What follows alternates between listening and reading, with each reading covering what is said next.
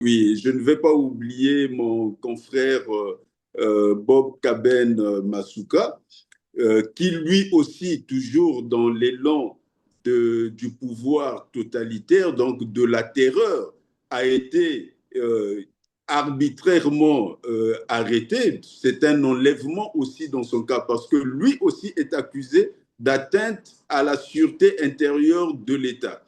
Or, Et maître, d'ailleurs, pardon, euh, maître, sans vous couper, pendant que vous en parlez, à lui, on a dit que c'était une procédure en flagrant délit, c'est ça, c'est-à-dire, flagrant délit, ça veut dire qu'on l'a attrapé en pleine action. Et curieusement, mais jusqu'à maintenant, le procès n'a jamais eu lieu. il y a eu une session criminelle. La loi dit que lorsqu'on a été pris en flagrant délit, on est présenté à la toute prochaine session criminelle. Or, ici, la toute prochaine session criminelle le concernant est passée et son affaire n'a pas été jugée. Donc, on est là dans l'arbitraire. Et l'arbitraire a commencé depuis son arrestation. Parce que lorsqu'on l'arrête, il est placé en garde à vue. Le délai de garde à vue a été dépassé d'environ une dizaine de jours. La procédure à ce moment-là était devenue nulle parce que on avait dépassé la compétence temporelle de l'institution qui le gardait. Donc, cette institution étant devenue incompétente, ne pouvait pas présenter au procureur de la République une personne qu'elle détenait arbitrairement. Et le procureur ne pouvait pas accepter une personne qui était arbitrairement détenue. Or, on est passé outre cette irrégularité qui, dans n'importe quel état de droit, aurait fait que la procédure se serait arrêtée net. Est-ce qu'on peut revenir, revisiter finalement le procès lui-même? C'est vrai que la décision, elle est déjà là. Le général Jean-Marie Michel Mokoko est en prison et nous l'avons encore répété ici, c'est un prisonnier.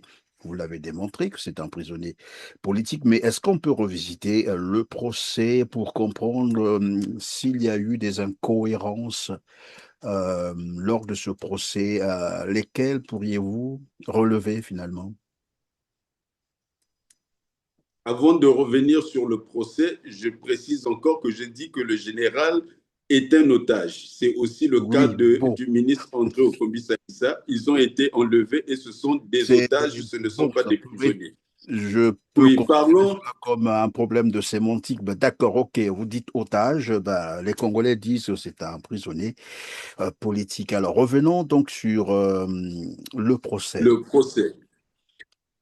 Concernant le procès, avant de l'analyser lui-même tel qu'il s'est déroulé, il faut parler des charges d'abord qui ont donné lieu à l'accusation. Les charges, c'est quoi? Le général est accusé comme André Okombi-Salissa et il faudrait associer les deux parce que je disais d'emblée que ce sont des personnes qui se trouvent dans des situations de même catégorie. Ces personnes sont accusées d'atteinte à la sûreté intérieure de l'État. Je ne tiens pas compte des autres peines mineures. Je prends cette peine essentielle, celle qui donne lieu à la condamnation majeure. Donc, atteinte à la sûreté intérieure de l'État. On parle de l'atteinte de la sûreté intérieure de l'État lorsque vous avez renversé les institutions de la République. Donc, si vous n'avez pas réussi à renverser les institutions, on parlera d'une tentative d'atteinte.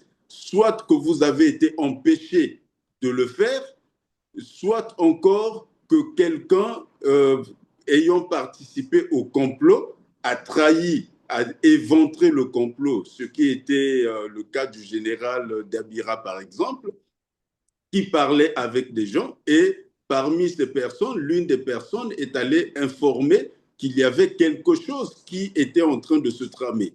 Et dans ce cas-là, vous ne passez pas à l'acte, vous êtes empêché de passer à l'acte. Mais à ce moment, on va parler d'une tentative. Quand vous avez réuni les conditions et que vous êtes sur le point d'agir, on parlera d'une tentative.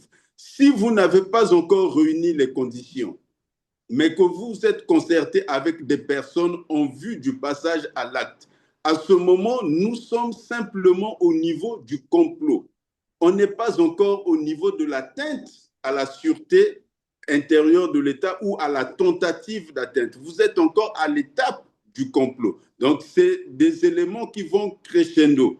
Or, ici, Mais ce qu'on peut dire, pardon, dans le même temps, c'est là la situation du général Jean-Marie Michel Mokoko, c'est-à-dire rien n'était déjà préparé, ou on peut parler d'un projet de coup d'État, ou oui, le cas du général Jean-Marie Michel Mokoko, on aurait pu parler d'un complot parce que la tentative elle-même n'a jamais eu lieu. Donc, il n'y a pas eu tentative, mais on vous dit atteinte et il a été condamné pour atteinte. Or, la preuve de l'atteinte à la sûreté intérieure de l'État, c'est le renversement des institutions. C'est cela la preuve de l'atteinte. Ça veut dire que lorsque M. Sassou Nguesso, en 97, par les armes, prend le pouvoir et prend son stylo, écrit un acte fondamental. À la fin de l'acte fondamental, il signe général d'armée Denis Sassou Nguesso, abrogeant la Constitution de 1992. À ce moment-là, vous avez une atteinte à la sûreté intérieure de l'État parce qu'on a renversé les institutions de la République par une voie autre que celle qui était prévue par la Constitution. Le général Mokoko est accusé d'avoir renversé M. Denis Sassou Nguesso et M. Denis Sassou Nguesso est président de la République. Au moment où on juge le général Mokoko pour avoir renversé M. Denis Sassou Nguesso, c'est bien Sassou Nguesso qui a nommé les gens qui le jugent.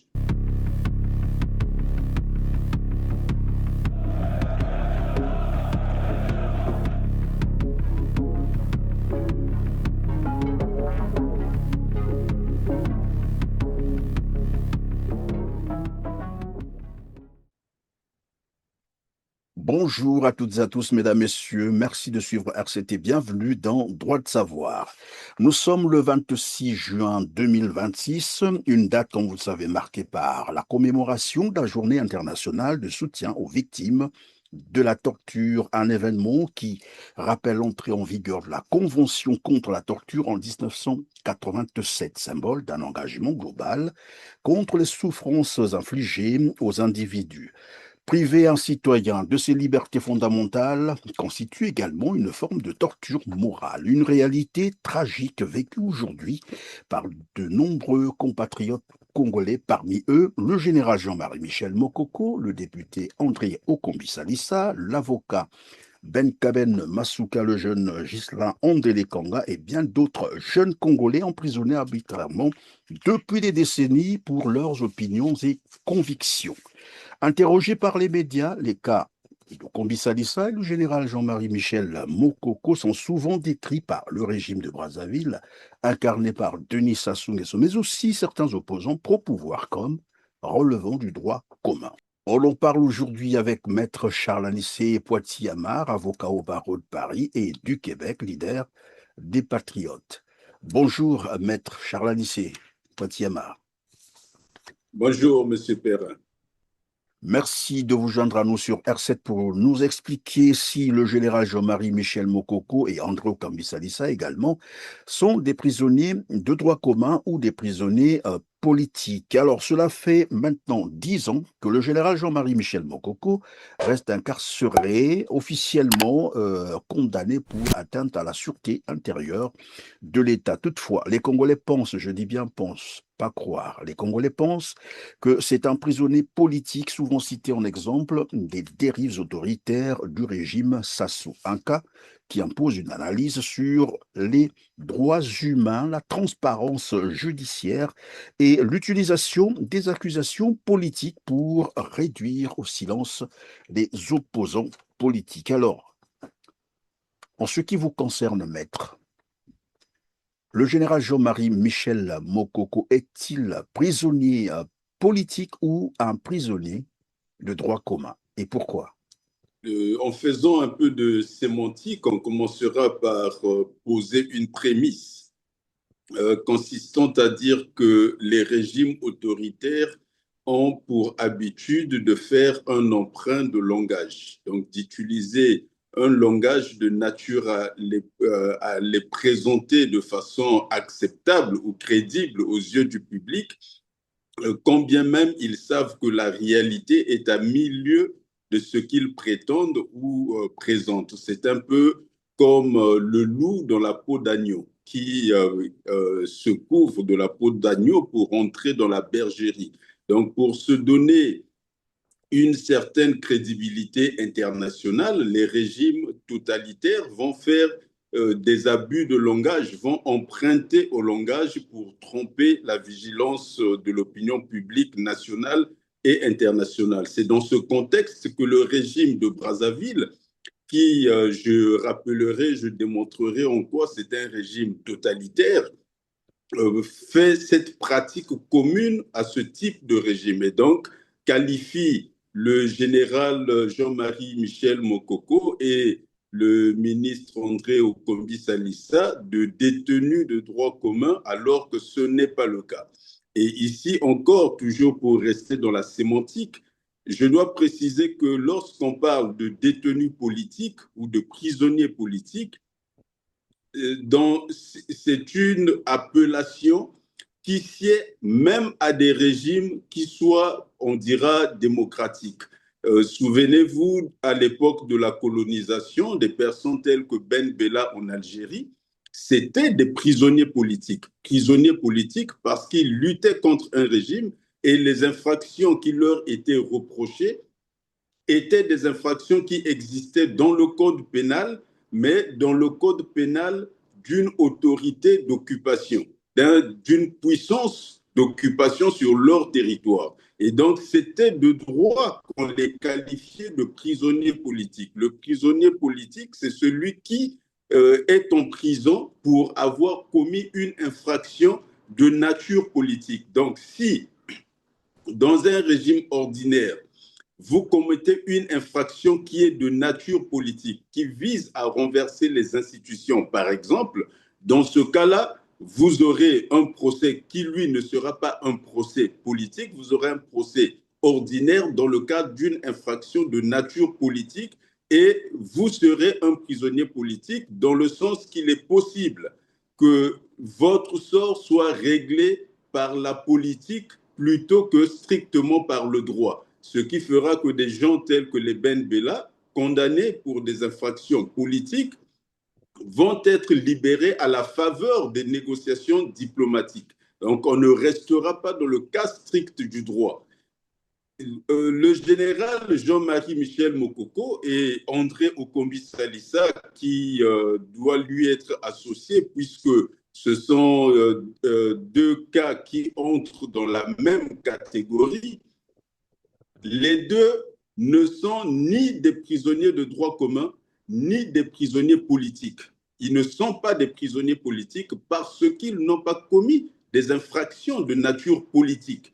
Ce sont des otages du régime. Et donc le régime aurait même pu assumer que ce seraient des prisonniers politiques parce que les infractions qui leur sont reprochées sont de cette nature-là. Mais le régime non seulement ne reconnaît pas cela, va plus loin, prétend que ce sont des prisonniers de droit commun. Or, le droit commun, c'est quoi? C'est quelqu'un qui a commis des voies de fait, par exemple, qui s'est battu dans la rue, c'est quelqu'un qui a commis une crivellerie, qui a volé.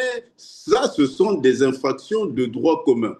Mais les infractions qui leur sont reprochées ne sont pas de droit commun. Ils peuvent pas être des prisonniers de droit commun. Et pour revenir à l'aspect d'otage dont je parlais, pourquoi je dis que ce sont des otages?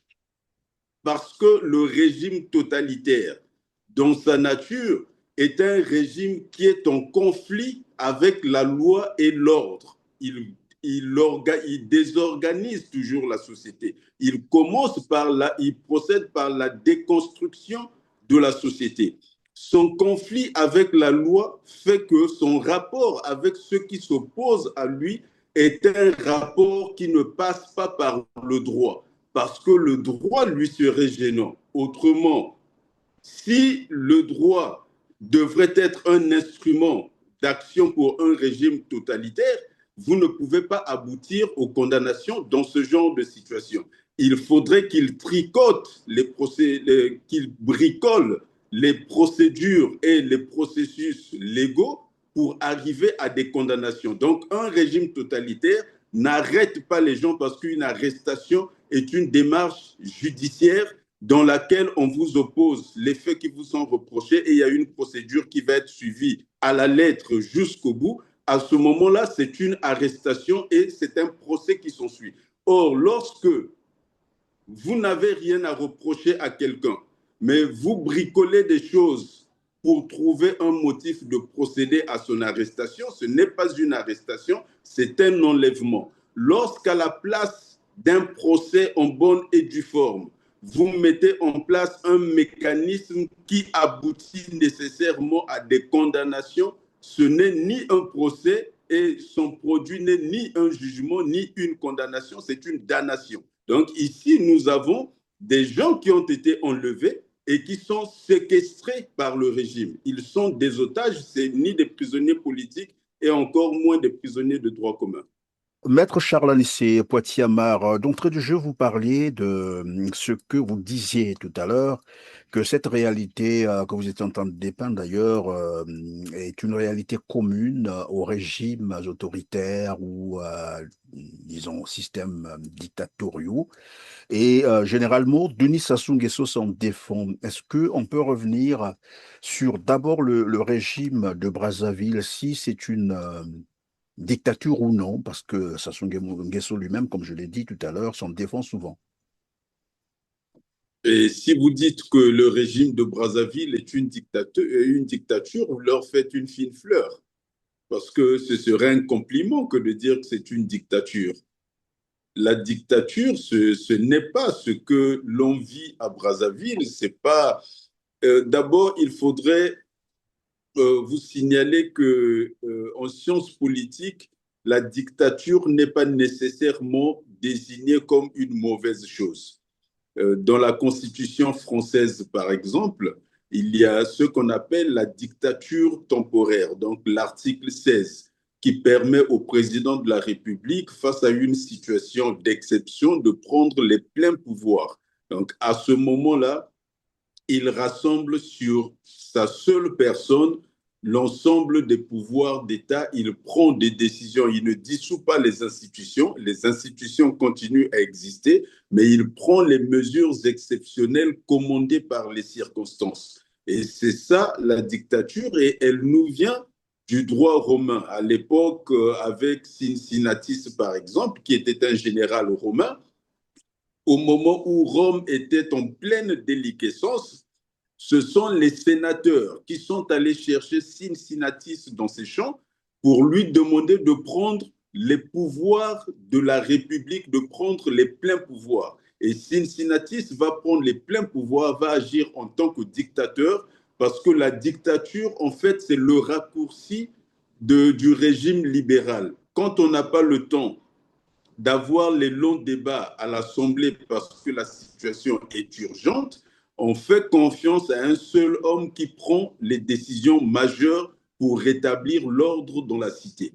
Et lorsque Cincinnatus finit d'accomplir son œuvre, il rend son tablier et repart dans ses champs. C'est ça la dictature. Donc c'est un pouvoir temporaire qui existe au sein de l'État qui peut être exercé par le chef de l'État dans des circonstances particulières. Maintenant, lorsque C'est à vous avez l'opposé des gens... de la démocratie que je vous pose cette question Voilà, généralement. effectivement, à l'opposé de la démocratie dans le langage courant, on va parler de dictature, quelqu'un qui, on va désigner comme dictature un régime qui, plutôt que d'exercer de façon temporaire et exceptionnelle les pouvoirs entiers de l'État, va le faire de façon permanente.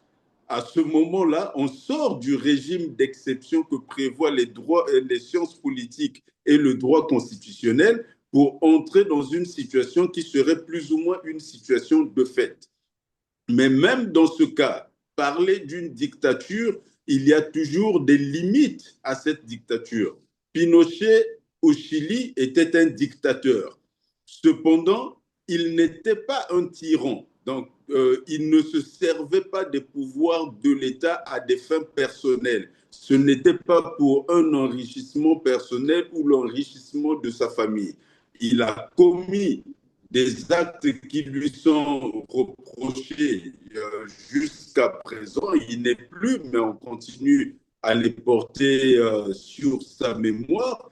Donc, beaucoup de personnes ont levé, beaucoup de disparus, beaucoup de morts. Il y a eu peut-être une dictature, mais une dictature qui a tout de même fait progresser le pays. On parlait de Santiago de Chili à l'époque comme le Paris de l'Amérique latine parce que l'économie avait avancé. Il avait envoyé un groupe de jeunes étudier à l'université de Chicago sous la direction de Milton Friedman, qui était le meilleur économiste de l'époque, prix Nobel de l'économie, pour transformer le pays, et le pays a réellement été transformé. Et donc, la dictature va être une démarche de monopolisation du pouvoir. Certains vont le monopoliser à des fins personnelles, d'autres vont le monopoliser pour l'intérêt du pays.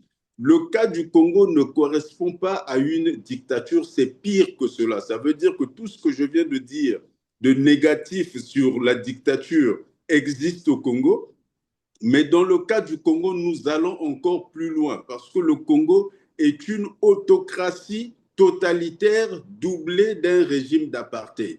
Donc nous allons beaucoup plus loin. En fait, tout ce que vous avez de négatif dans les régimes politiques, vous le retrouvez dans le cas du Congo. Notamment, quand je dis que c'est une autocratie, ça veut dire que ce n'est pas le peuple qui a donné le pouvoir à un individu. C'est pas par les urnes, c'est pas la démocratie. C'est une autocratie parce que c'est l'individu lui-même qui a pris le pouvoir. Donc, le peuple, au contraire, lui a refusé ce pouvoir en 92 et lui est allé chercher les chars pour venir prendre ce pouvoir. Donc, c'est une autocratie. Et quand il prend ce pouvoir, il le conserve par devers lui et ensuite, il fait ce que je vous expliquais tout à l'heure, la démarche des régimes totalitaires qui consiste à se vêtir d'une apparence de probité, une apparence de respectabilité internationale, alors que la réalité est tout autre. Souvenez-vous des régimes en Europe de l'Est à l'époque. Ces régimes s'appelaient démocratie populaire. Donc, en Occident, on parlait de démocratie libérale. Eux, là-bas, disaient que c'était des démocraties populaires. Mais il n'y avait rien de démocratique. Mais ils s'appelaient démocratie populaire. Et donc, c'est ce que vont faire les régimes totalitaires dans le cas du Congo. Je vous disais, une autocratie totalitaire. Totalitaire, d'abord autoritaire, je vous ai expliqué. Ce n'est pas le peuple qui a donné le pouvoir, c'est l'individu qui l'a pris. Totalitaire, pourquoi? Parce qu'ici, on s'éloigne de la pratique des régimes simplement autoritaires. On passe ici au régime totalitaire. Totalitaire parce que c'est un régime qui ne laisse aucune marge à la société, aucune marge aux individus. Et l'une de ces marques de fabrique, ça va être la pratique permanente de la terreur. Et on l'a vu dernièrement avec l'opération Zéro Kuluna.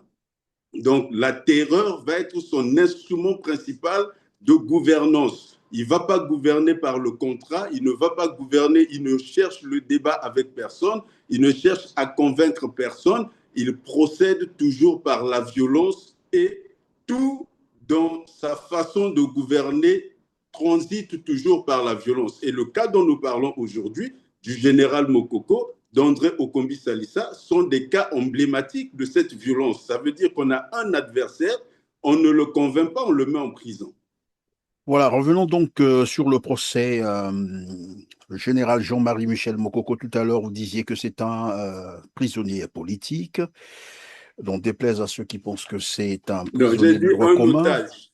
Pardon? J'ai dit un otage. Un J'ai dit ce otage. n'est même Bon, pas un prisonnier politique, c'est un otage. bien Il a voilà, c'est vous été qui dites que enlevé c'est un et il est otage. Pour existé. dans le commun des Congolais, on parle d'un prisonnier politique. Et bon, après, je me posais d'ailleurs la question de savoir, mais comment expliquer que même des opposants politiques congolais, je parle ici de Pascal Tsatima Biala, estime que c'est un prisonnier de droit commun. Je l'ai suivi, il était interviewé par Africa 24. En tout cas, il a affirmé que le général Jean-Marie Michel Mokoko serait un prisonnier de droit commun. Je lui laisse la responsabilité de ce propos.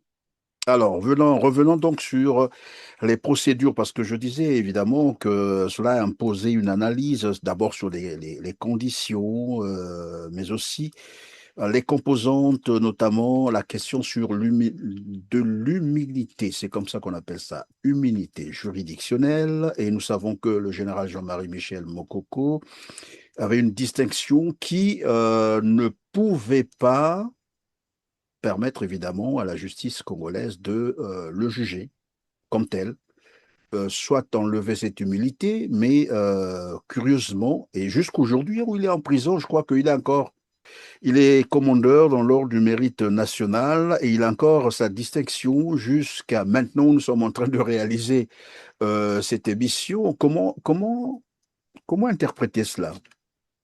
C'est le conflit que je mentionnais Doré entre le système, le régime totalitaire et le droit. Ils sont toujours en conflit avec le droit. Donc, c'est ce régime qui a édicté la règle selon laquelle, lorsqu'on était élevé à ce rang de dignité nationale, on bénéficiait de l'immunité de juridiction. Et en fait, qu'aucune action ne pouvait être conduite contre une personne couverte par cette immunité tant et aussi longtemps qu'elle n'a pas été retirée. Donc, il faudrait qu'il y ait une autorisation spéciale pour reprendre la terminologie de ce texte. Alors ici, vous avez un individu qui bénéficie de cette immunité et qui est poursuivi malgré l'immunité en question. Et que disent les juridictions congolaises sur cette affaire? Elles disent que l'immunité en question n'était pas légale parce qu'elle avait été conférée par un décret. Je ne vais pas entrer dans le détail de cet aspect-là parce que le groupe de travail sur la détention arbitraire qui travaille au sein du Conseil des droits de l'homme des Nations Unies. Ce groupe de travail a traité de cette question et dans ses usages, elle ne fait pas de distinction entre le fait que l'immunité relève du décret ou de la législation, mais dès lors que dans le droit national, vous avez un mécanisme qui confère cette immunité, ce groupe de travail reconnaît l'immunité en question. Et donc, le général bénéficiait effectivement de l'immunité et le procès ne pouvait pas, dans ces conditions-là, avoir lieu. Mais dans l'ensemble, sur tout ce qui concerne la démarche qui a été conduite, la démarche des pouvoirs publics, donc l'action publique à l'encontre du général Jean-Marie Michel Mokoko, le groupe de travail a déterminé que son arrestation était arbitraire. Je reprends là leur expression. C'était une arrestation arbitraire. Et le groupe en question a demandé à l'État congolais de le libérer immédiatement s'il était toujours détenu et en plus de réparer le préjudice moral et matériel qui lui a été causé du fait de la détention. Et je vous parlais du régime totalitaire qui est toujours en conflit avec le droit. Ici encore, vous retrouvez ce conflit parce que l'État congolais est membre de l'Organisation des Nations Unies. À ce titre, l'État congolais se doit de respecter ses engagements à l'endroit des Nations Unies et de ses organismes affiliés, notamment le Conseil des droits de l'homme. Or, curieusement, ici, le Conseil des droits de l'homme, à travers son groupe de travail qui rassemble les meilleurs juristes en la matière, vous dit que vous détenez quelqu'un arbitrairement, libérez-le et réparez le préjudice. Que fait l'État congolais? Il regarde ailleurs. Oui, Donc, regarde c'est un d'ailleurs, et j'ai suivi d'ailleurs Denis Sassou Nguesso nier qu'il n'avait jamais été voilà, notifié de cette décision, malheureusement. Mais le porte-parole du gouvernement s'est largement exprimé sur la question. D'ailleurs, l'État congolais, il avait été informé le 4 mai 2018 qu'il y avait une démarche auprès du groupe de travail et le groupe de travail lui avait transmis le dossier complet qu'il avait reçu de la saisine et demandant à l'État congolais de faire valoir ses arguments à l'encontre de cette saisine. L'État congolais a réagi longtemps après les 60 jours qui lui avaient été, le délai de 60 jours qui lui avait été accordé pour apporter sa réponse. Ils ont réagi en retard. En réagissant, ils n'ont pas demandé ils n'ont pas apporté la réponse, mais ils ont réagi 12 jours après l'échéance du délai pour demander qu'on leur accorde un délai supplémentaire.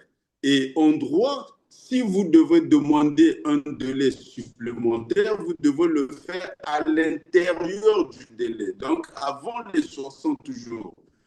Après les 60 jours, vous êtes forclos. Vous ne pouvez plus demander la prolongation à l'État congolais. Il fallait demander la prolongation de ce délai à l'intérieur du délai de 60 jours. Après, nous ne pouvons pas le prolonger. Et donc, vous avez d'une part le ministre porte-parole du gouvernement qui se plaint du fait qu'on n'ait pas prorogé le délai.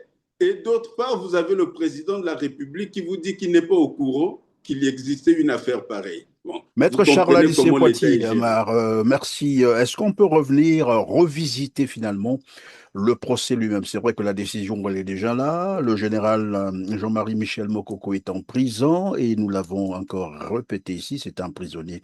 Vous l'avez démontré que c'est un prisonnier politique, mais est-ce qu'on peut revisiter le procès pour comprendre s'il y a eu des incohérences lors de ce procès, lesquels pourriez-vous relever finalement?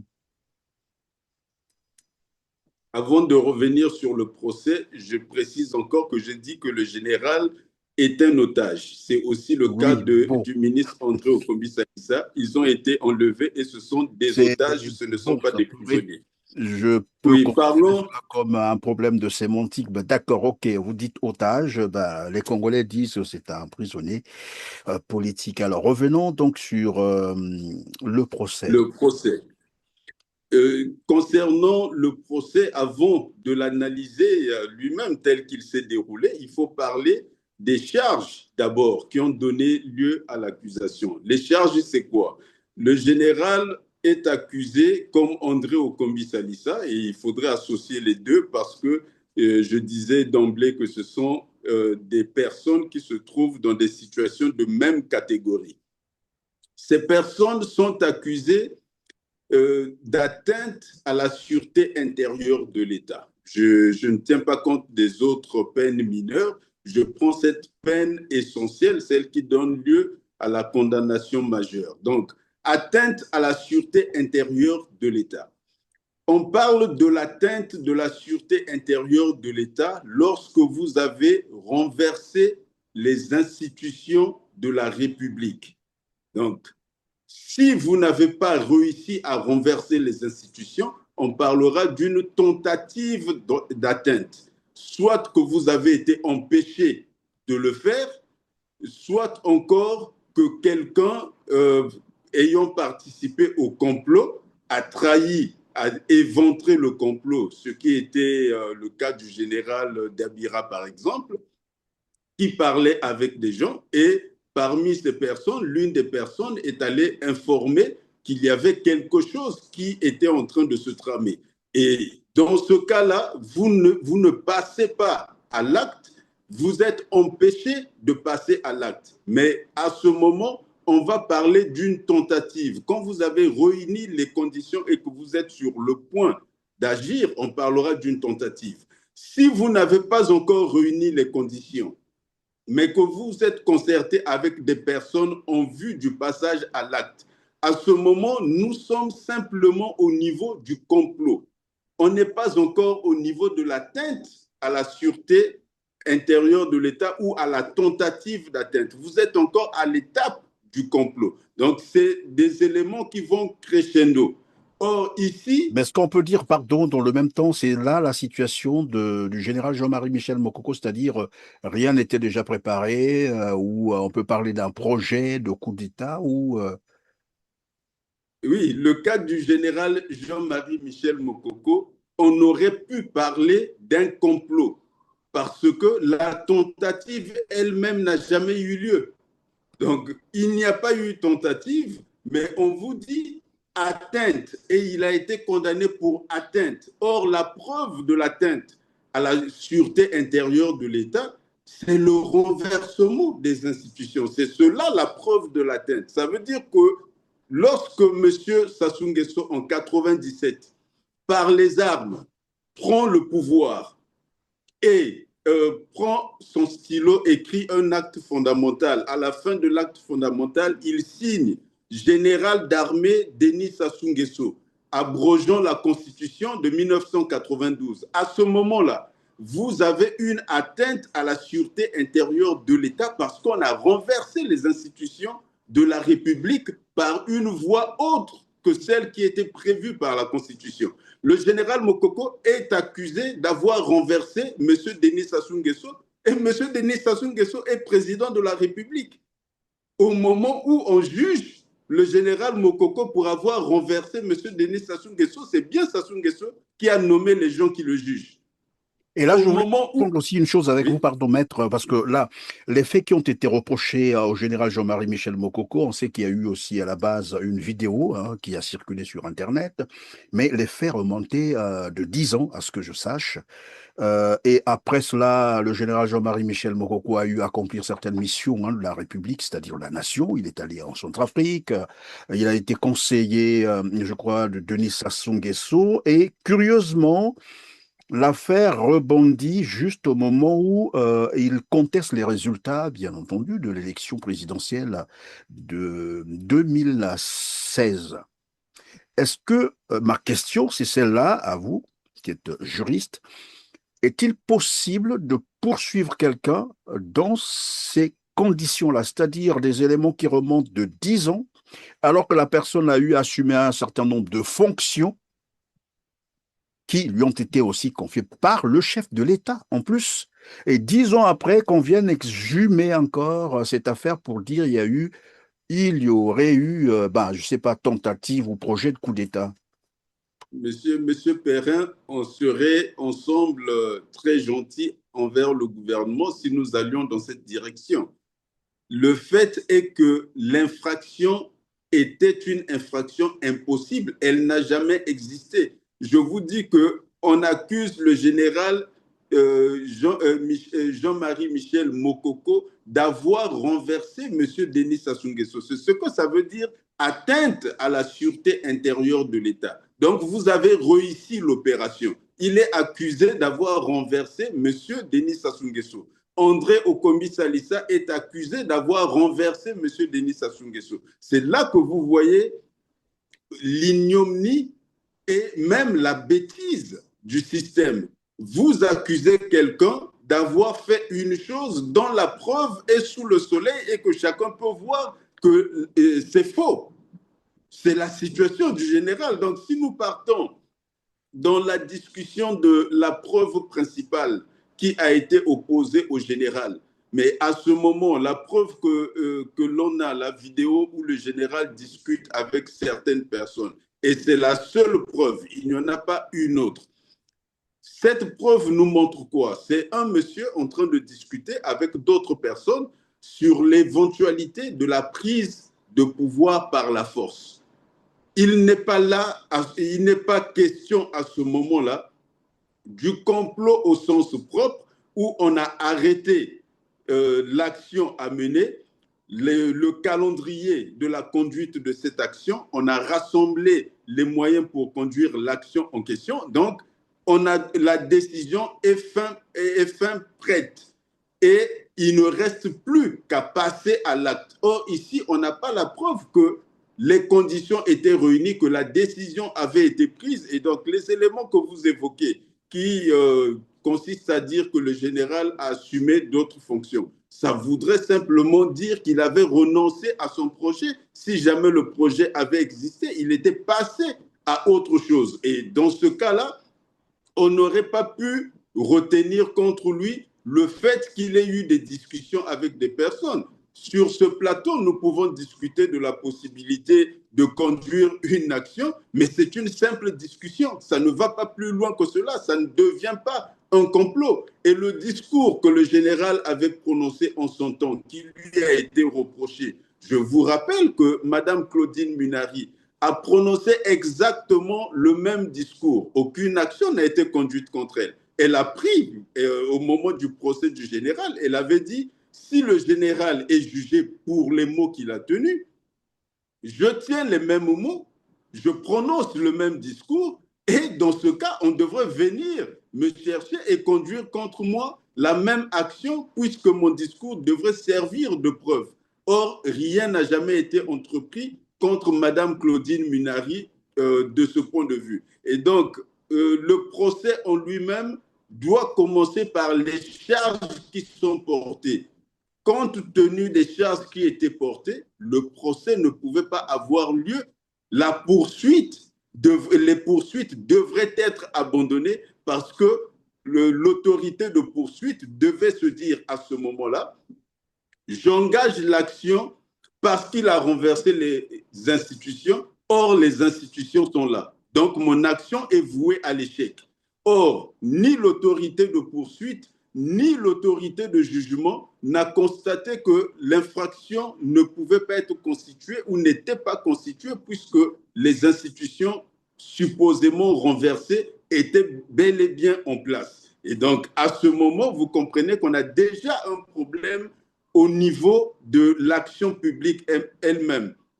Et ça vous ramène encore une fois à la nature des régimes autoritaires qui n'ont rien à voir ou à faire avec la loi. Ces systèmes se fixent des objectifs et passent à travers la loi pour atteindre les objectifs en question. Arrivé à la condamnation du général Mokoko dans les circonstances que l'on connaît, et là, si vous le voulez bien, je parle du procès, mais je vais emprunter encore au langage employé par le groupe de travail des Nations Unies, donc des experts dans cette matière, qui tous ont constaté que dans le procès du général Mokoko, le général Mokoko n'a pas participé à la sélection du jury. C'est un procès criminel. Donc, naturellement, il y a un jury populaire.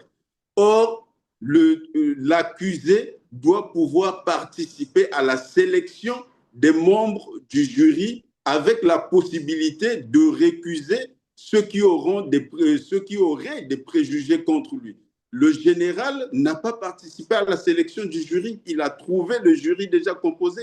Ce qui s'est passé pour Okombi Salissa, il n'a pas participé à la sélection du jury. Ce qui fait que le seul fait pour ces personnes de n'avoir pas participé à la sélection du jury est une violation flagrante des droits de la défense. Et ça fait que le procès est nul. Mais malgré ça, le procès s'est poursuivi. Et on arrive au résultat que l'on sait. Et à ce moment, il s'agit, on parlerait, pour reprendre la terminologie couramment employée en politique ou en sciences politiques, ce serait une parodie. Ce ne serait pas véritablement un procès, mais une parodie de procès. Mais est-ce qu'on peut également, bon, je ne sais pas, est-ce que c'est ce qui a justifié évidemment le silence qu'a voulu garder le général Jean-Marie Michel Mokoko? Il n'a pas voulu répondre ou ben, voilà, se défendre, mais aussi l'attitude de ces défenseurs, les avocats défenseurs bien sûr, hein, ceux qui ont défendu le général Jean-Marie Michel Mokoko, c'est qu'on a dû noter, je ne sais pas si tout le monde aussi l'avait observé, bon, au moment où il fallait défendre le général Jean-Marie Michel Mokoko, ben, curieusement, ces avocats étaient absents, ils n'étaient pas là dans la salle. Bon, je ne parlerai pas de mes confrères et de leur action dans la procédure, mais dans tous les cas de figure, il était difficile que les avocats fassent une réelle différence quant à l'issue. Cependant, ce que les avocats peuvent faire dans un procès, dans une parodie de procès, c'est ce qu'on appelle dans notre jargon empêcher de tourner en rond. Ça veut dire que quand des avocats arrivent et que le jury est déjà là, ils vous disent qu'ils n'ont pas participé à la sélection du jury, qu'il faudrait le renvoyer et reprendre la procédure, commencer par la sélection du jury. Et à chacune des étapes de la procédure, les avocats vont vous poser des difficultés à chacune de ces étapes.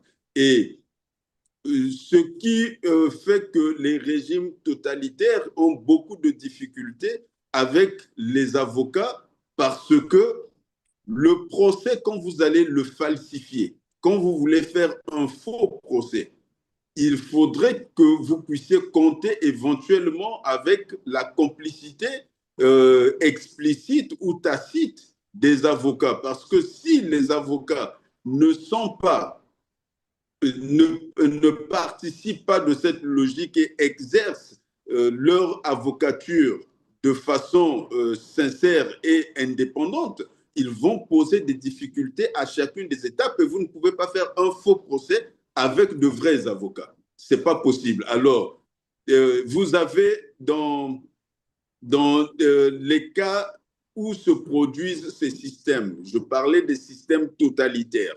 L'avocat est une personne et est une personne qui tient aussi à sa sécurité et à son bien-être. Dans les régimes totalitaires, il va y avoir un impact sur la façon dont les avocats vont exercer leur profession. Ils vont l'exercer plus ou moins à minima. Vous savez, au Congo, la profession a connu de sévères difficultés déjà à l'époque du monopartisme. Quand vous regardez l'histoire de la profession d'avocat au Congo, c'est une histoire où les gens ont dû ferrailler pour arriver ne serait-ce qu'à avoir l'ordre professionnel. Parce qu'avant, sous le monopartisme, c'était le procureur général qui gérait les avocats. Alors, vous comprenez qu'en tant qu'avocat, si vous êtes géré par le procureur général et que vous êtes nommé par le ministre de la Justice, ce qui était le cas à l'époque, vous n'êtes pas un avocat aussi libre que le serait l'avocat dans un pays où il n'y a pas l'intervention de l'autorité publique pour qu'il puisse porter sa robe.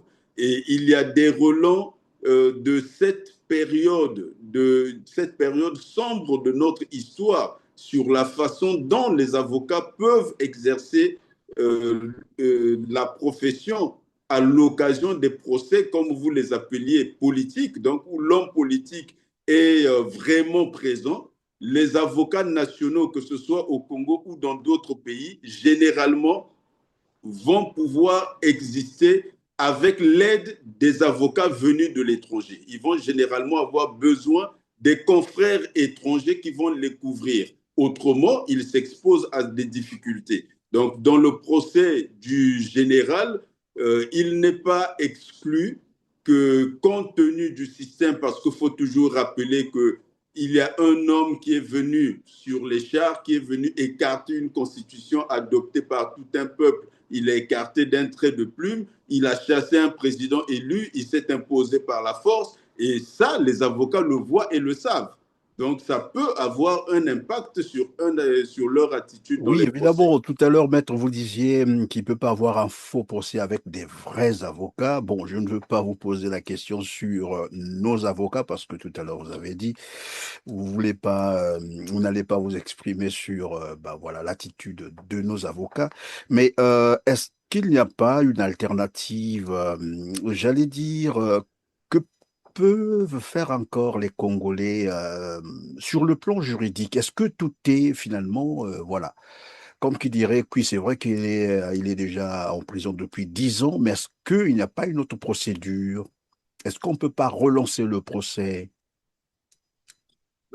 D'abord, il faudrait que je clarifie la maxime qu'il n'y a pas de faux procès avec de vrais avocats. Ce n'est pas mon opinion, c'est une maxime qui est mondialement connue et c'est une maxime connue des pouvoirs dictatoriaux qui savent que, et totalitaires, qui savent que quand vous voulez faire un faux procès, il vous faut de faux avocats, généralement des avocats corrompus ou acquis à la cause, des avocats parfois commis d'office qui vont subir une certaine pression. Et je tenais à clarifier cela, que ce n'était pas mon opinion, parce qu'il ne faudrait pas que certains de mes confrères prennent cela comme l'opprobre jeté sur eux.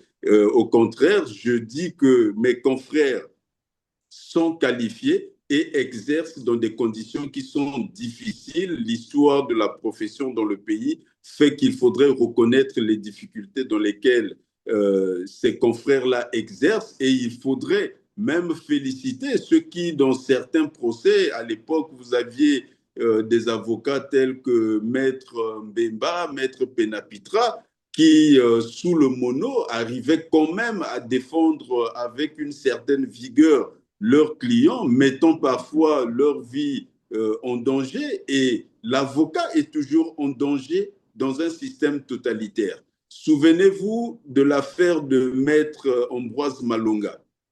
Maître Malonga a été enlevé et séquestré, et il a subi des sévices, il a été torturé, il a déclaré par la suite. Pourquoi? Parce qu'il était l'avocat de Marcel Ntchourou. Il s'était constitué pour défendre Marcel Ntchourou, et au moment où Marcel Ntchourou était en détention, lui aussi a été détenu. Donc, j'insiste sur cela pour que l'on voit les difficultés auxquelles sont confrontés les avocats au Congo, mais qui malgré tout continuent à défendre leurs clients dans ce climat parfois délétère. Est-ce qu'il reste des choses à faire pour le général Mokoko ou pour André Okombi Salissa? Et je ne vais pas Juridiquement, oui, oublier, juridiquement parlant. oui, je ne vais pas oublier mon confrère Bob Kaben Masuka, qui lui aussi, toujours dans l'élan du pouvoir totalitaire, donc de la terreur, a été arbitrairement arrêté. C'est un enlèvement aussi dans son cas, parce que lui aussi est accusé d'atteinte à la sûreté intérieure de l'État. Or, Et maître, d'ailleurs, pardon, maître, sans vous couper, pendant que vous en parlez, à lui, on a dit que c'était une procédure en flagrant délit, c'est ça, c'est-à-dire, flagrant délit, ça veut dire qu'on l'a attrapé en pleine action. Et curieusement, mais jusqu'à maintenant, le procès n'a jamais eu lieu. il y a eu une session criminelle. La loi dit que lorsqu'on a été pris en flagrant délit, on est présenté à la toute prochaine session criminelle.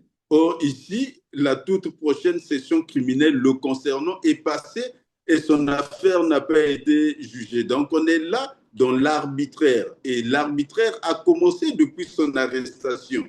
Parce que lorsqu'on l'arrête, il est placé en garde à vue. Le délai de garde à vue a été dépassé d'environ une dizaine de jours. La procédure à ce moment-là était devenue nulle parce qu'on avait dépassé la compétence temporelle de l'institution qui le gardait. Donc, cette institution étant devenue incompétente, ne pouvait pas présenter au procureur de la République une personne qu'elle détenait arbitrairement. Et le procureur ne pouvait pas accepter une personne qui était arbitrairement détenue. Or, on est passé outre cette irrégularité qui, dans n'importe quel état de droit, aurait fait que la procédure se serait arrêtée net. Et ce que je dis concernant mon confrère Bob Kaben Masuka, le groupe de travail des Nations Unies l'a dit pour le général Mokoko et pour André Okombi Salissa. Ça veut dire que dans les nations civilisées, les cas de ces trois personnes seraient des cas qui auraient donné lieu à l'arrêt des procédures parce que la procédure était devenue irrégulière. Or, pourquoi on arrête les procédures dans ce genre de situation? Parce que l'État n'est pas un voyou et l'État a les moyens d'action, les moyens intellectuels. L'État peut former des procureurs, des magistrats, des gens d'un très haut niveau de qualification, de telle sorte que les règles qu'il édicte lui-même, parce que c'est lui qui édicte les règles, qu'il soit capable de les respecter. Or, quand un État n'est plus capable de respecter ses propres règles, vous comprenez dans quelle situation se trouvent les citoyens à ce moment. Vous êtes laissés à l'arbitraire de cette puissance qu'on appelait le monstre froid en son temps pour parler de Thomas Hobbes. Donc c'est le monstre froid. Il est tellement puissant qu'il peut écraser n'importe quel individu. Et pour protéger l'individu de ce monstre froid, on fait en sorte qu'il y ait des procédures qui doivent être respectées, que si ces procédures ne sont pas respectées, la situation, les poursuites s'arrêtent. Or, ici, le monstre froid a été libéré contre les individus. Donc, ce qui est arrivé au général, ce qui arrive à André Okombi-Salissa, ministre en son temps et député à qui on aura arraché l'immunité parce qu'on n'ira pas dans le détail de cela, mais la levée de son immunité n'avait pas été respectée. Ça se passait dans l'intercession et dans l'intercession, c'est le bureau de l'Assemblée qui lève l'immunité. Or, c'est l'Assemblée qui a levé l'immunité. Donc, le bureau a été saisi, le bureau a refusé de se prononcer et il a transmis le dossier à l'Assemblée et l'Assemblée est venue par la suite. Elle a été convoquée exprès pour venir lever l'immunité d'André Okombi-Salissa. Or, l'Assemblée ne peut pas être appelée pour cela. L'Assemblée se prononce quand elle est en pleine session, mais on ne l'appelle pas exclusivement pour venir lever l'immunité. Alors, vous avez là un ensemble d'irrégularités dans chacune de ces procédures. Donc, mon confrère Bob Kaben Masuka, le général Jean-Marie Michel Mokoko, André Okombi-Salissa, qui vous montrent la dangerosité de la situation pour chacun des citoyens congolais. En fait, les gens sont exposés à l'arbitraire du régime. Mais pour répondre à votre question, est-ce qu'il reste des choses à faire? Évidemment, en droit, il y a toujours des choses à faire. Après la condamnation, il y a toujours des choses à faire, que ce soit dans l'ordre spécifiquement juridique ou judiciaire, il y a toujours des choses à faire. Merci, maître. On va donc conclure avec cette dernière question. Le temps aussi nous tient. Je prends ici des exemples, deux exemples notamment. Le député Idéver Moigny, dont l'immunité parlementaire avait été levée, il était poursuivi pour toujours le même chef d'accusation, atteinte à la sûreté nationale. Il y a eu aussi détention illégale d'armes de guerre et de propagation de fausses nouvelles. Alors, il était déjà en prison, donc attendait son procès. Bien curieusement, on nous a parlé à un moment donné d'une évacuation sanitaire vers la Turquie. Et depuis là, il est rentré, on l'a vu, en pleine campagne électorale de Denis Sassou Nguesso en 2026, alors que son procès n'avait pas encore eu lieu.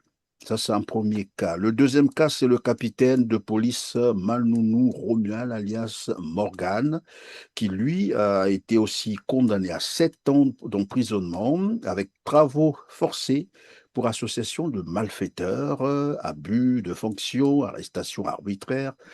Bref, je prends ces exemples pour comprendre comment fonctionne finalement la justice congolaise.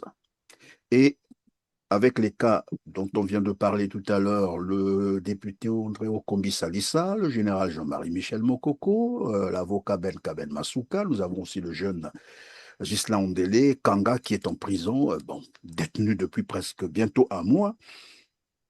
Et à côté, nous avons ces personnes qui ont posé des actes répréhensibles, mais qui finalement sont libres et circulent librement. Quel impact finalement dans la société congolaise lorsqu'on en face ce tableau? Quand vous avez un régime tel que je l'ai décrit depuis le début de l'émission, vous n'êtes pas au bout de vos surprises. Vous aurez toujours des surprises dans la façon, soit dont ce régime va instrumenter des poursuites, donc instrumentaliser la justice, et la façon dont il laissera passer certains faits qui d'ordinaire doivent appeler l'action publique. Et ici, on nage en plein dans l'arbitraire, donc l'abus de pouvoir. L'abus de pouvoir dans le sens où on va l'exercer abusivement à l'encontre de certaines personnes et on va refuser de l'exercer dûment à l'encontre d'autres personnes qui le méritent. C'est le propre même de l'abus de pouvoir. Donc l'abus positif et l'abus négatif. Positif quand on agit et négatif quand on refuse d'agir. C'est des situations propres à des régimes qui n'ont plus de limites. Vous savez, je pense que c'est Montesquieu qui le disait, que toute personne investie du pouvoir est tentée d'en abuser jusqu'à ce qu'elle y trouve des limites. Nous sommes dans une situation, pour le peuple congolais aujourd'hui, une situation très, très délicate parce que nous avons à la tête de l'État quelqu'un qui n'a plus de limites. Le totalitarisme dont je vous parlais, imaginez un pays où il n'y a pas de gouvernement. Nous sommes un pays qui n'a pas de gouvernement. Ce qui tient lieu de gouvernement n'est pas un gouvernement. C'est un conseil de famille élargi à quelques amis. Parce que là-bas, vous avez le président de la République, ses enfants, ses nièces, ses neveux, les enfants de ses amis, les amis de ses enfants et quelques rares personnes qui lui sont attachées autrement. Ce n'est pas un gouvernement. Ce n'est pas un gouvernement. Regardez le gouvernement du président Sassou Nguesso en 1979. Il n'avait pas la configuration de ce que nous avons aujourd'hui. Regardez le premier gouvernement du président Pascal Lissouba en 1992. Il n'avait pas la configuration de ce que nous avons aujourd'hui. Donc aujourd'hui, nous sommes un pays sans gouvernement. Nous sommes un pays qui n'a plus de chambre parlementaire. Ce sont des caisses de résonance. Souvenez-vous de la disposition de la Constitution qui dit que le député qui démissionne de son parti perd son mandat. C'est une disposition qui a été introduite dans la Constitution pour contrôler les parlementaires, qui de ce fait cessent d'être des élus et deviennent des agents. Donc, ils se comportent dans un devoir d'obéissance envers qui facilite leur avènement et perdent la liberté que doivent avoir les parlementaires. C'est pour cela qu'au Parlement, on ne parle pas. C'est la situation dans laquelle nous sommes. Nous n'avons pas de gouvernement, nous n'avons pas de Parlement. Et pour institutions judiciaires, je vous ai rappelé plus d'une fois l'aspect d'apartheid qui caractérise l'institution judiciaire du Congo aujourd'hui. Depuis un certain nombre d'années, il y a des fonctions régaliennes de l'État qui sont réservées aux membres de la tribu du président, mais ça, vous le trouvez de façon caractéristique au ministère de la Justice. Donc, le ministre de la Justice, le président de la Cour constitutionnelle, le président de la Cour suprême, l'ancien président de la Cour d'appel, de la Cour des comptes décédé, le président de la Cour d'appel de Brazzaville, qui est le président de la Cour criminelle, le procureur de la République de Brazzaville, le président du tribunal de grande instance de Brazzaville. Il n'y a plus à Brazzaville un système judiciaire digne de ce nom par rapport aux standards internationaux. Les Congolais ne voient pas la gravité de cette situation, mais lorsque vous avez cet élément, ce que je viens de vous présenter, qui peut mettre en cause l'indépendance des magistrats, pas leurs compétences intellectuelles. Personne ne doute de leurs compétences intellectuelles. Et certains, d'ailleurs, n'ont peut-être pas été consultés avant d'être nommés. Ils se sont retrouvés dans ces positions-là. Mais l'indépendance des magistrats, lorsque l'indépendance est compromise, de façon réelle ou pas, si vous avez ce qu'on appelle l'apparence d'injustice, si l'apparence d'injustice intervient, si l'apparence de la perte d'indépendance intervient, le système judiciaire n'est plus crédible. Et à partir du moment où il n'est plus crédible, ces décisions perdent leur autorité. Je vous ai souvent cité l'exemple, je finis par là, l'exemple de l'affaire de Chevron en Amérique latine, je pense que c'était au Pérou, où le Chevron avait été condamné a payé beaucoup de milliards de dollars, 9 ou 12 milliards de dollars, à des populations vivant dans un endroit où Chevron avait provoqué des dégâts sur l'environnement. Ces gens font un procès au Pérou et Chevron est condamné. La décision doit être exécutée aux États-Unis. Les avocats de Chevron aux États-Unis font valoir que le système judiciaire du Pérou est tellement défectueux qu'on ne peut pas considérer ce qu'ils ont rendu comme étant un jugement parce qu'il ne correspond pas aux standards internationaux de ce qu'on appelle ni un procès ni un jugement. Donc, dès lors que ça ne correspondait pas à cela, ça n'a pas été respecté. Et l'État congolais se trouve dans cette situation où certaines décisions à l'intérieur du pays, cela peut être exécuté parce que c'est le même régime. Mais dès que vous prenez une décision du Congo, vous sortez avec pour aller l'exécuter à l'étranger, on va vous opposer le fait que ce n'est pas une décision correspondant aux standards internationaux de la justice. Donc on ne peut pas l'exécuter en tant que décision de justice parce que le mécanisme de désignation des autorités judiciaires qui ont rendu ce jugement ou cette décision, que ce mécanisme-là est suspect ou qu'il est défectueux. Et c'est la situation dans laquelle le pays se trouve. Donc, pas de gouvernement, pas de chambre parlementaire, système judiciaire suspect. Dans cet ensemble-là, que reste-t-il dans le pays? Il vous reste un homme qui a tout agrégé autour de sa personne et qui continue l'œuvre de caporalisation de la société, donc le totalitarisme dont je vous parlais.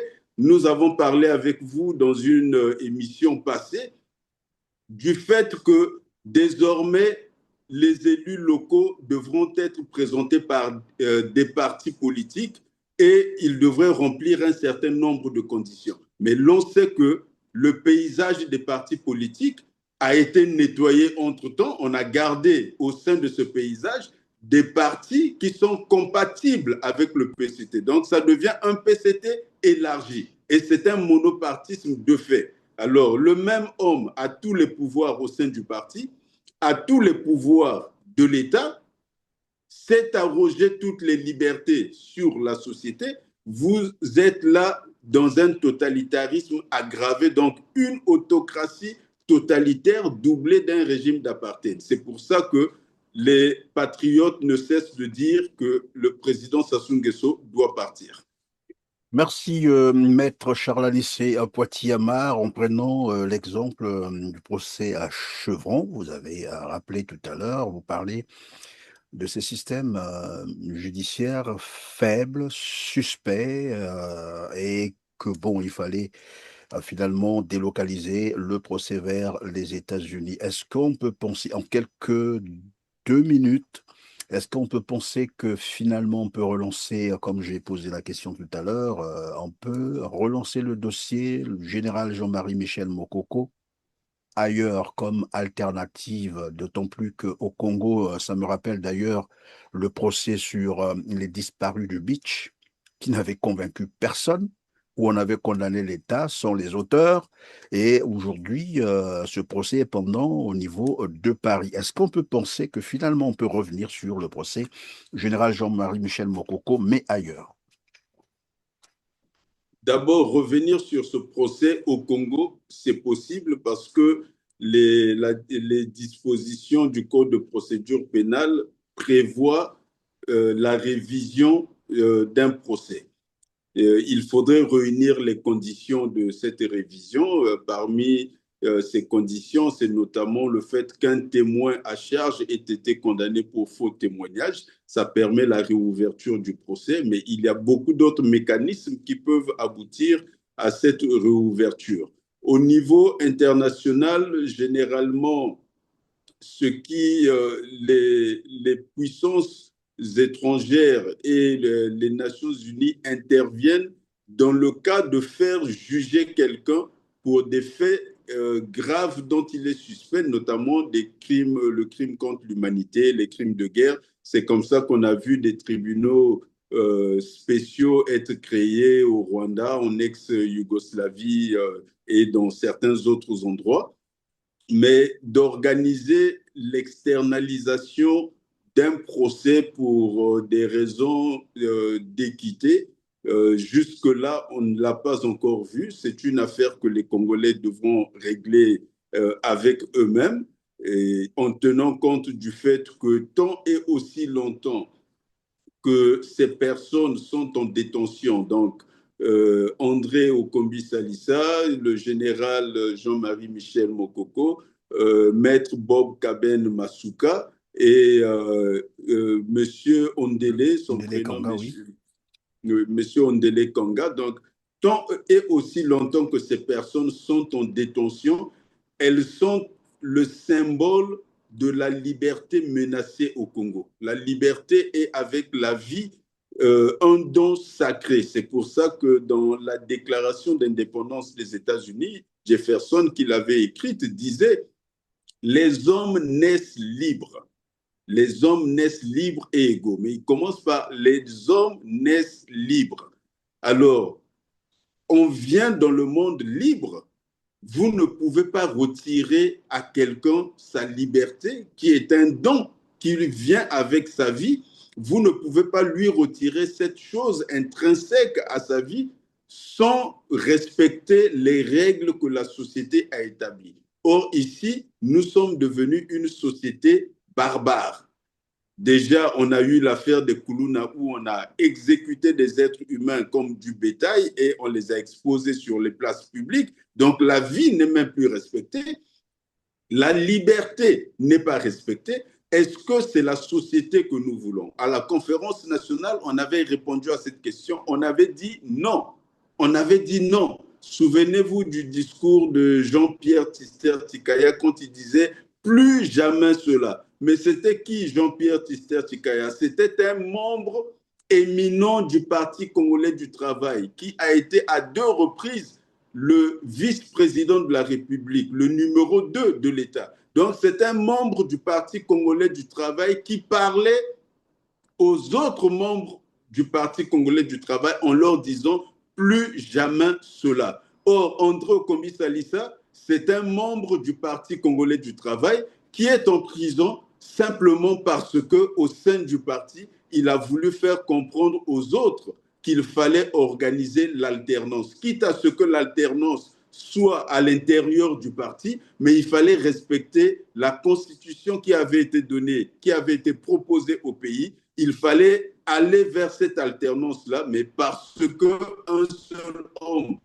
devrait monopoliser le pouvoir, d'où l'autocratie totalitaire dont je parlais, André Okombi Salissa a été jeté en prison. Donc, nous avons considérablement reculé sur le chemin de la liberté. Et quand une société n'a plus de liberté, quand vous n'avez plus de justice, et là, je vous ramène loin dans le temps, c'est Saint Augustin au IVe siècle qui disait que lorsque dans une société, la justice et la loi ne sont pas respectées, la société est livrée, je prends son expression, à une bande de brigands.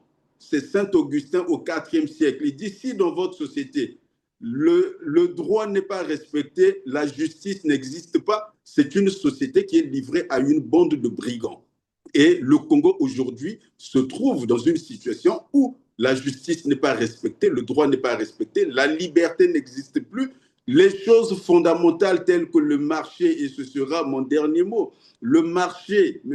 Perrin, je reviens sur ça sur votre plateau, le marché a été détruit. Qu'est-ce qui fait que les sociétés occidentales prospèrent? Parce qu'elles ont le marché. Si vous n'avez pas de marché, vous n'avez pas d'avenir en termes de prospérité. Or, le marché au Congo a été détruit. Le marché politique a été détruit. Vous ne devenez député que si vous êtes accepté. Donc, on n'est plus élu, on est nommé. Vous ne devenez sénateur que si vous êtes accepté.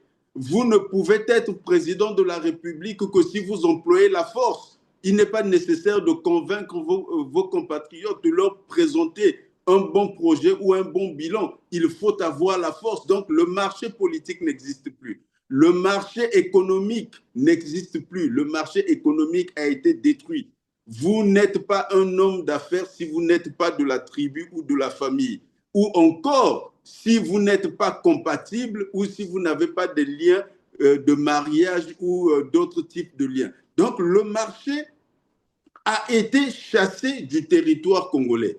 Alors, quand vous êtes un pays qui n'a plus d'institutions, qui n'a pas de marché, n'a pas de justice, n'a pas de loi, vous n'avez qu'un homme qui fait tout ce qui bon lui semble à n'importe quel moment, voilà ce à quoi est exposé le peuple congolais et c'est inacceptable. Monsieur Sassou Nguesso doit partir.